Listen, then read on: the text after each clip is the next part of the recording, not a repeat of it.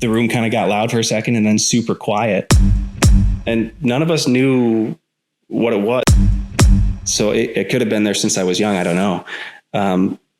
But it was asymptomatic. And so nothing would have prompted a test for it. I'm Dr. Scott Law. Welcome to the Smile Doctors Off Mute podcast.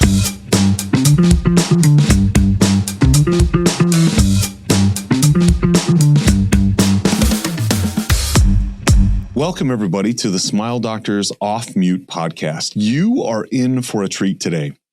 Today, we have one of my favorite people. You're going to get to really learn about him, his background, and then how he has applied challenges and opportunities in his life to become the person that he is today. If you're not tuning in on video, I'd recommend that you do. There are a few photos, a few videos about what he's about to describe. And I can guarantee that it's going to be emotional and impactful and one that you won't forget. He is who he says he is.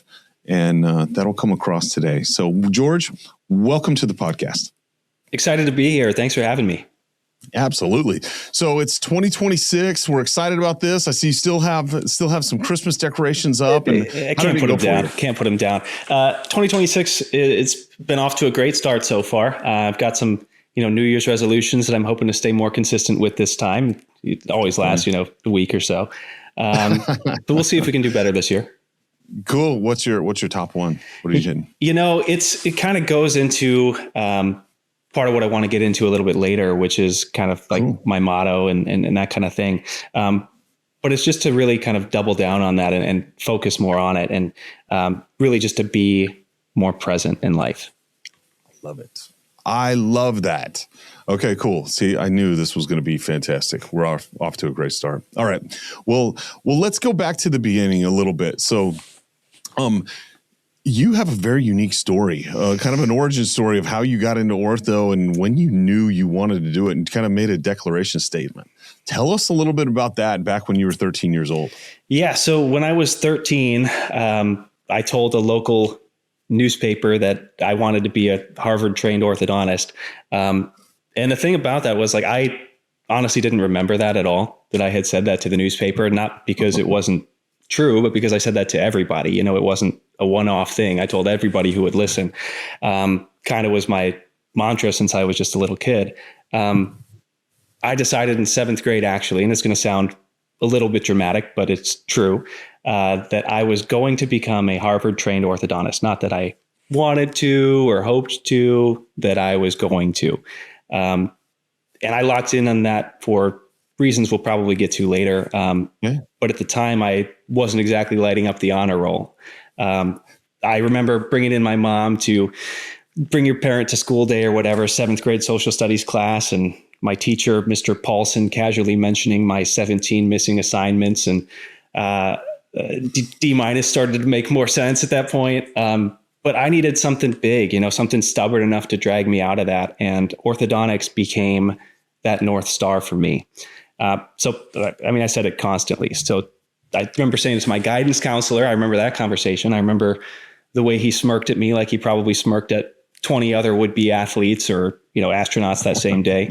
I remember saying it to myself that this is it, whatever it takes. I remember, thank God for my parents. I remember saying it to my parents. They didn't laugh. They didn't push back. They just asked, how can we help?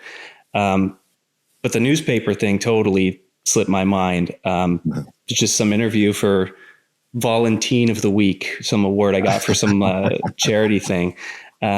I guess I said the Harvard line in there and they printed it, and I totally forgot about it until graduation day. I'm scrolling my feed, congratulations. And I see a little subtle understated post from my mom. That's just a picture of this newspaper clipping. Said clear as day right there. George hopes to attend Harvard University, where he plans to study to be an orthodontist. And this is it right here, actually. This is a newspaper article. Yeah. Cool. Yeah. We got to get a clip of that. Okay. We'll put that in. I'll send it. That's so awesome. That is so awesome. Yeah. It was pretty sweet. I mean, when my mom posted it, I laughed. I probably cried a little bit. Sure, absolutely. But one of my favorite faculty members in residency actually took that article and shrunk it down and turned it into a keychain and gave that to me for a graduation gift and just handed it to me and said, remember where you came from. I carry that thing every day, man. It's wow. This tiny, perfect reminder of the stubborn 13-year-old kid, just wouldn't shut up about his dreams. And sure, somehow it happened. That is so cool. So were you inspired to it? Did you have a great ortho experience, or did you just land on orthodontist? Why orthodontist? Do you know? Yeah, I wasn't exactly crushing it back then academically. I was just focused on, winning as many most likely tos in the yearbook as possible. And I got some funny ones looking back on that. But I was pretty tuned into, the other kids, what made them laugh and what gave them a spark and what crushed them. That was, the kind of the worst part there. Bullies were ruthless, man. Middle schools, they can be harsh. And I saw firsthand how something like somebody's smile can just become a target for that. Right. One of my closest friends got hit pretty hard for the way she looked, and her smile was a big part of that. The teasing kind of chipped away at her over time. She just got quieter and pulled back, stopped joking around. And I just kind of watched my friend disappear in a way. Yeah. She just kind of lost herself, and fast forward a little bit, she got braces. And at first it honestly just gave the bullies some new material. But fast forward like a year, you start to see that smile creeping back in. You hear her crack a joke in the hallway, and slowly I got my friend back. And more importantly, she kind of got herself back. Looking back, that's really what it was. It's not just cosmetics. It's about giving someone their confidence back. And if I could do that for people, sign me up, whatever it takes, the studying, the late nights, like I'm in. So it wasn't like a logical thing back then. It was just a gut feeling, seeing somebody that you care about go through that. I'm just a stubborn son of a bitch. So I just didn't drop that. I love how intuitive you were as a 13-year-old to pick up on her struggles. That's very, very unique. Most 13-year-olds are heads down, just looking in the mirror, just thinking about how everybody else is looking at them. And you were able to pick up that with her. That's amazing. I'm a person of faith. And I believe it was God stepping in, honestly. I remember I was not ambitious at this point. I wasn't some overachiever. Sure. I was floundering a little bit. I needed something bigger than myself to grab onto. And this really clear, stubborn, bullheaded vision just kind of fell in my lap. I didn't understand why, but I knew I needed it. It just kind of gave me the direction that I needed. And orthodontics changed my life for sure. Orthodontics saved my life. I can say that without a doubt. Call it destiny or luck, or for me, it's all God. He saw what I needed. That's amazing. Tell us about that. How did it save your life? So it's not an exaggeration. For starters, orthodontics is how I met my wife. I scooped her right out of the dental hygiene program when we were in dental school together. And phenomenal. She blessed me with two beautiful little girls, and they are my life. Yeah. So there's that. But it goes deeper than that. Kind of looking back, match day 2017, I'm in dental school, just refreshing my emails like a maniac, just waiting for those match results to come in.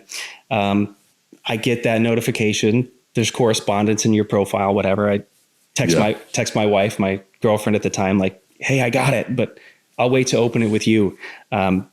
She knows how nuts I am about it by then. And so this was the longest day ever, man. Oh my God. I'm supposed to be making this like RPD in the lab, and my mind is nowhere near it.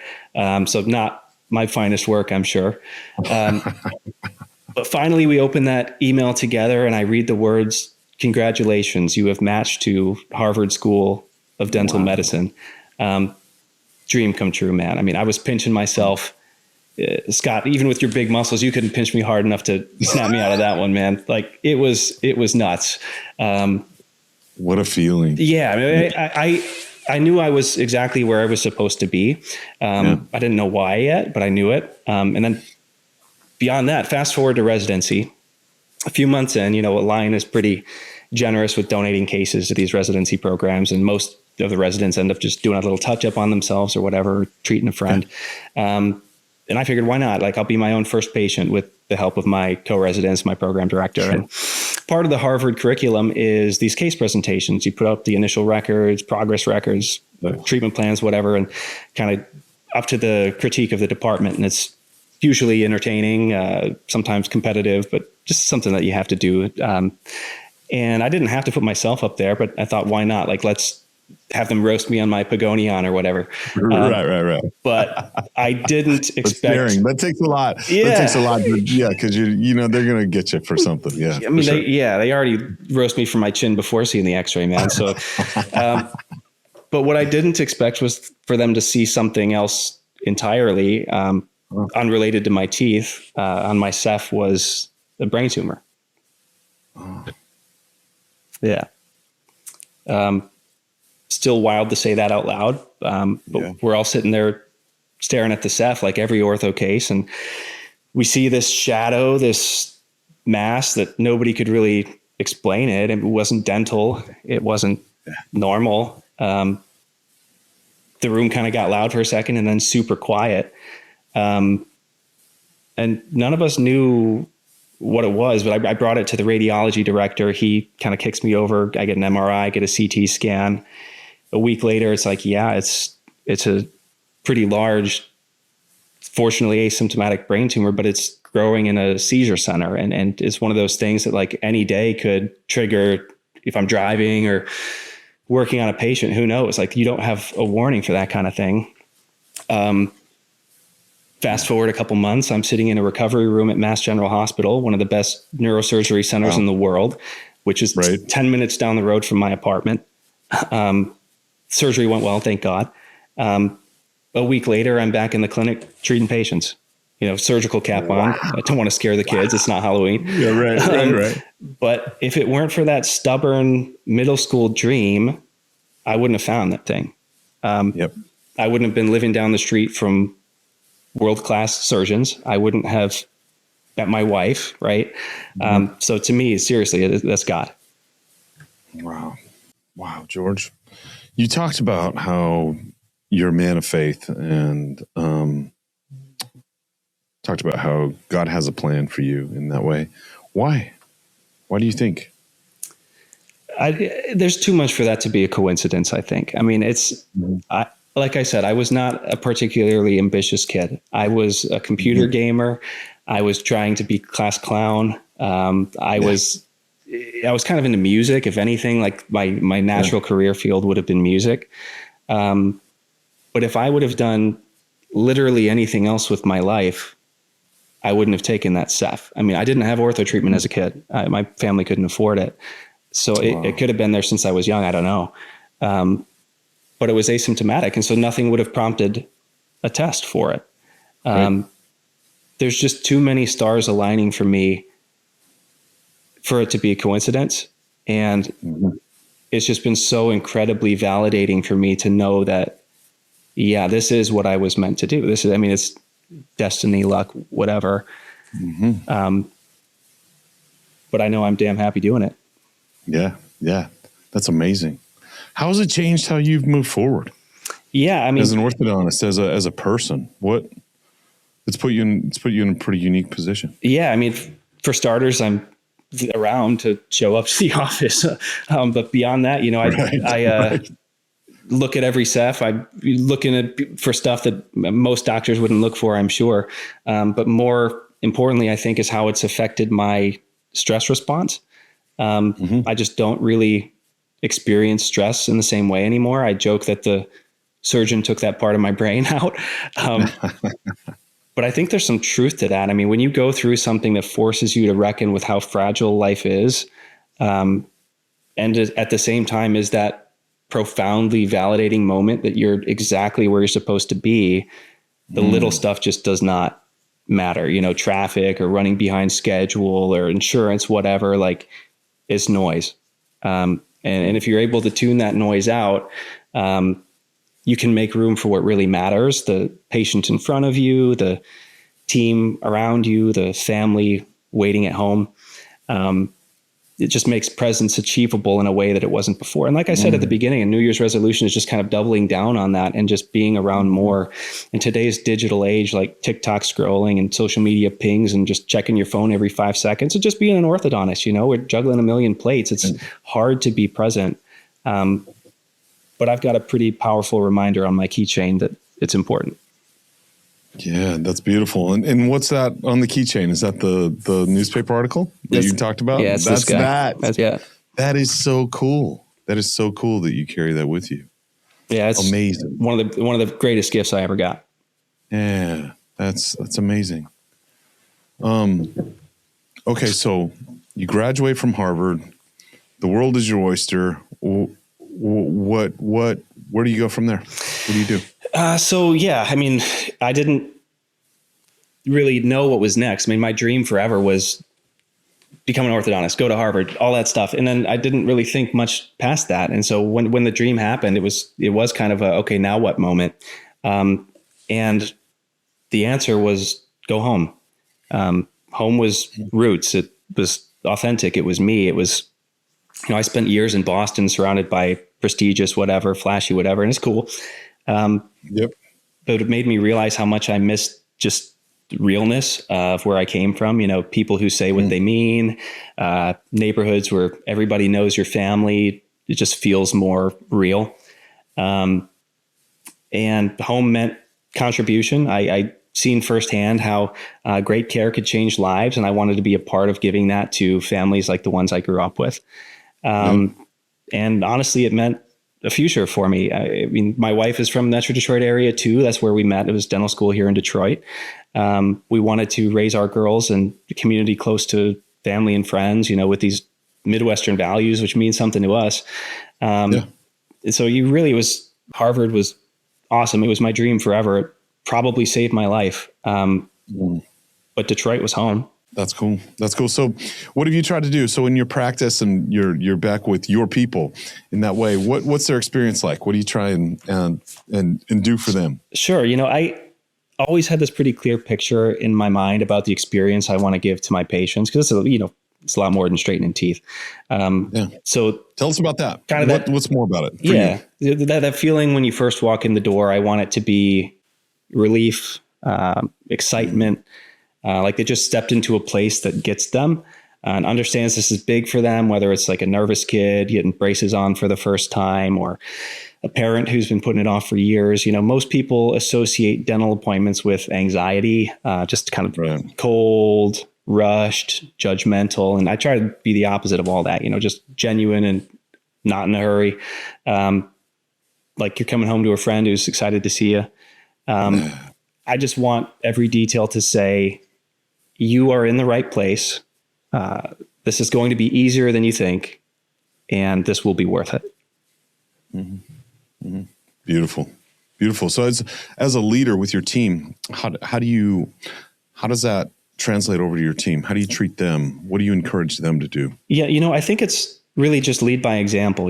Like presence is the key to all of that. If you're sitting there and your team comes to you with a difficult patient or something difficult in their own personal life, and you're scrolling your phone or answering emails or working on a clean check at the same time, that doesn't say I hear you. That says I'm busy. And I think just leading by that example, having the team treat their patients the same way, just really making every patient and every interaction feel like it's the most important thing going on. That's how you make someone feel welcome. And that's how you make someone feel like this is the right fit for them. That's awesome. That's awesome. Thanks for sharing all that, George. Yeah, of course. That's amazing.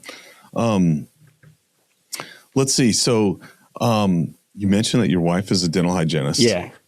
Yeah. Okay. So tell us, I've heard stories about this. So just tell us a little bit about your wedding and sure. What you guys did for fun. Sure. So modern love story. We meet on Tinder, right?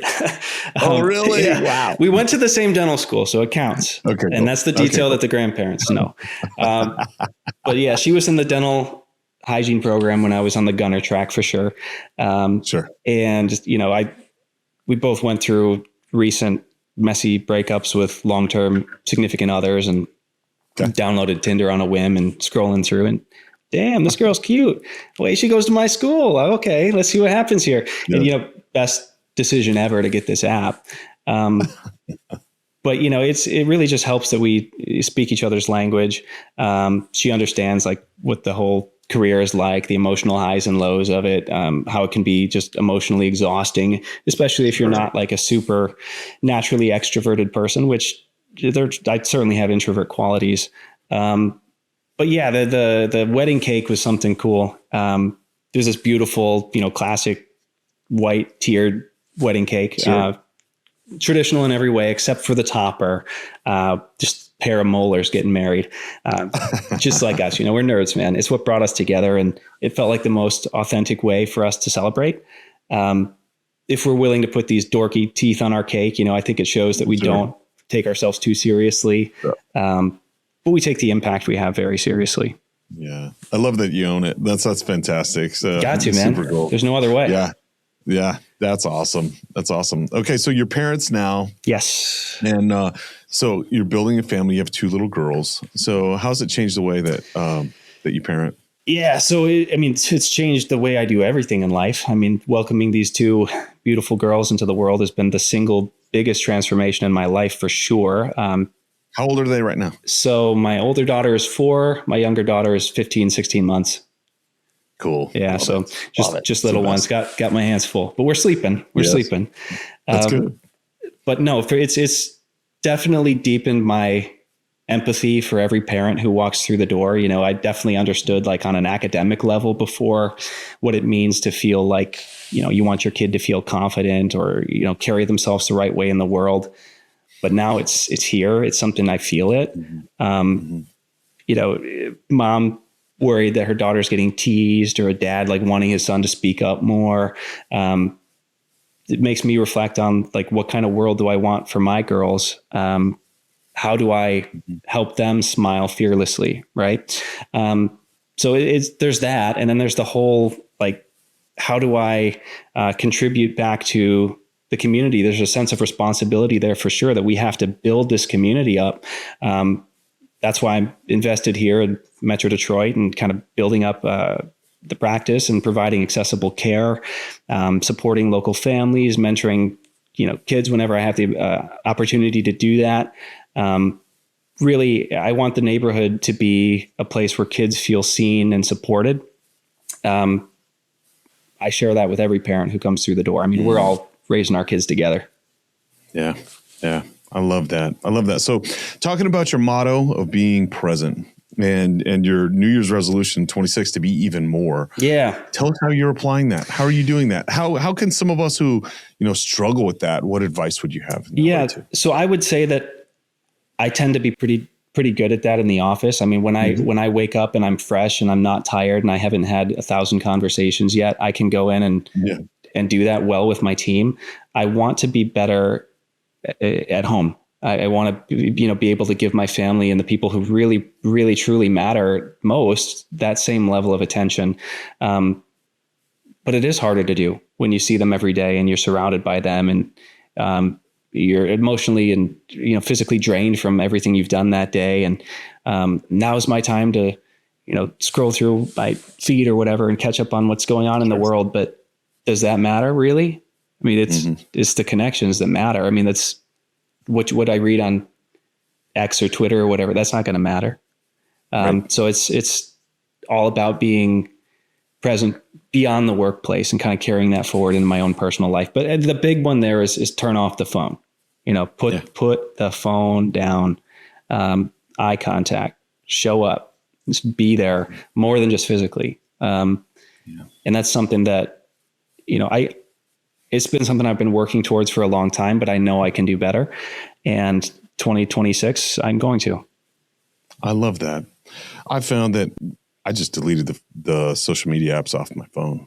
That's huge. That was the best. If I need to check, then I do on a laptop or something. That's great. Yeah, it's a trap. Yeah. Oh man, you get sucked in. Yeah, hours. It's crazy. The report at the end of the week that Apple sent you to be like, hey, here's how many hours you wasted. It's embarrassing. It's like, all this precious time is going away. If they did one of those, like that Spotify year in review for that, I wonder how sad it would be. Oh, Oh yeah. No, well, they'll do it on a weekly basis. You can see how much screen time you have. Yeah. So the screen time report is just like, I see those. And sometimes they are disturbing. It's like you average however many hours a day. But I wonder, like, you extrapolate that out, like over a year, how many weeks did you waste? Right. Ooh, seriously. Yeah. I get that. And then my other favorite thing, and you might try this is kind of fun. With little ones, when I get home, I get on their level. I lay on the floor. That's great. And then they know that's their time, right? And so it's fun. Wrestle around with them, and they fall on you, and they careful because you'll take a book to the face or whatever. Like they just drop it on you. But it's a lot of fun to get down there with them. So yeah, no, I love that, and they'll love that too. I mean, they're right at that level right now. Tickle fights and all that, right? Heck yeah, that's the best. That is awesome. Very, very cool. Well, George, I'm inspired by you just with the way you've lived your life and how you have had things that have come across your path, impacts that have been made on you, and then how you take those and you've just redoubled your efforts over and over on being the person that you are. I'm grateful to know you, grateful for your impact and for your presence. You are, and I see it now, you are, whenever we meet or we get to see each other at a meeting or come face to face, you are always there. And it's like, okay, you're there with having taken a deep breath and just present, just available. And it's a great thing. I am going to do better in 26. So you've inspired me for that. Thank you very much. Awesome. Thank you, Scott. I mean, that's a huge compliment coming from you. And if it shows even a little bit, I know I'm doing something right here. I love that. Thank you. Thank you for your time today. Thank you.